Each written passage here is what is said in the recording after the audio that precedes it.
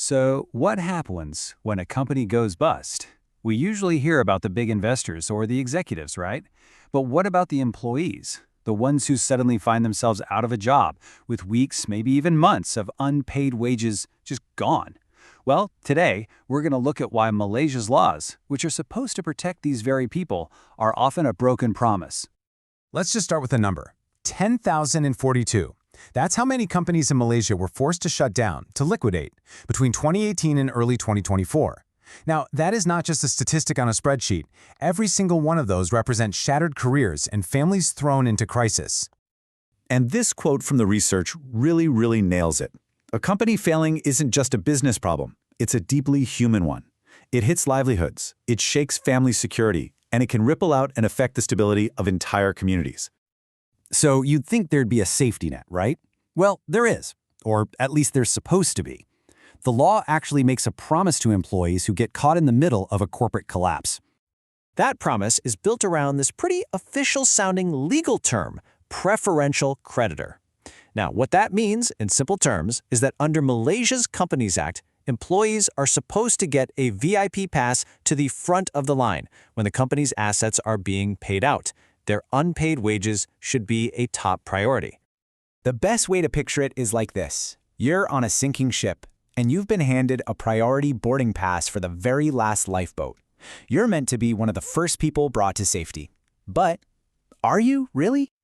And, it's not like these laws are ancient. They've been evolving for decades, from the old British colonial days right up to the modern Companies Act of 2016, and there are even more updates coming. But despite all these tweaks and changes, a huge fundamental problem has just never been fixed. And that brings us to the real heart of the issue, this massive, painful gap between what the law promises on paper and what actually happens in the real world. So, what does that reality look like? Well, that priority boarding pass for the lifeboat, it often gets ignored. In the real world, employees face agonizing delays, they find out their claims are actually behind big banks and administrative costs, and they have basically no say in the whole process. And get this, the Transmile case is a perfect, painful example. Employees there had to wait over 14 months just to get part of what they were owed. Okay, so why? Why does a system that's supposed to help fail so badly? Well, to really get it, we've got to look at this through the lens of two different ideas of what justice even means.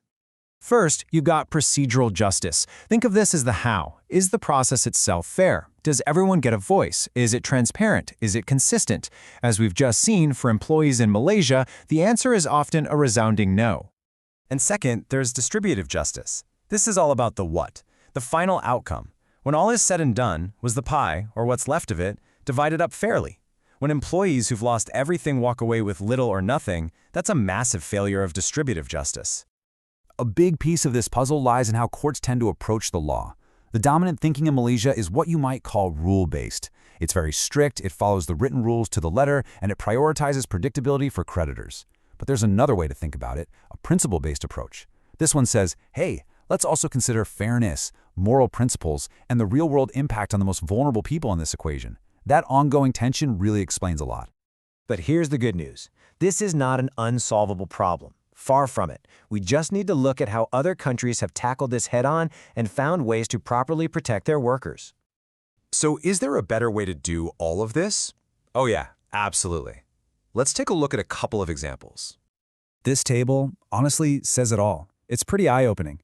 Just look at Australia and France. They have dedicated systems, call them what you want, a guarantee, a fund, with one goal: make sure employees get paid and get paid on time. Now, look at the column from Malaysia. None. Payment is not guaranteed and it's almost always delayed. That empty box is the whole story. And really, that's the bottom line. The key difference here isn't some tiny legal detail. It's having a dedicated, purpose-built safety net. Other countries have them. Malaysia, right now, does not. So, the big question is, how do we build that safety net? Well, the research we're looking at today lays out a really clear, actionable, four-step roadmap to actually bring fairness into the system. Here it is, the roadmap to fairness. Step 1, and this is the big one, establish a wage protection fund. Step 2, give employees a real seat at the table, make sure they're represented. Step 3, train judges to think about fairness, not just the black and white rules. And step 4, bring Malaysian law up to speed with the best international standards. Okay, let's zoom in on that fund for a second, because honestly, this is the absolute game changer. The idea is simple. It's funded by small, mandatory contributions from all employers. When a company fails, this fund steps in and guarantees that employees get their unpaid wages and benefits. And crucially, it pays them fast. Then the fund takes the employee's place in that long, slow line to try and get the money back from the failed company. The employee is already safe. Now, it's really important to understand this isn't some zero-sum game. This is not about choosing between being pro-business or pro-worker. You're not sacrificing economic efficiency to get social fairness. It's about building a system that is just plain better for everyone. A system that's more predictable for businesses, more resilient for the economy as a whole, and fundamentally fair to the employees who are, let's be honest, the backbone of every single company. Which leaves us with one final big question. A question that sits at the very heart of this entire issue.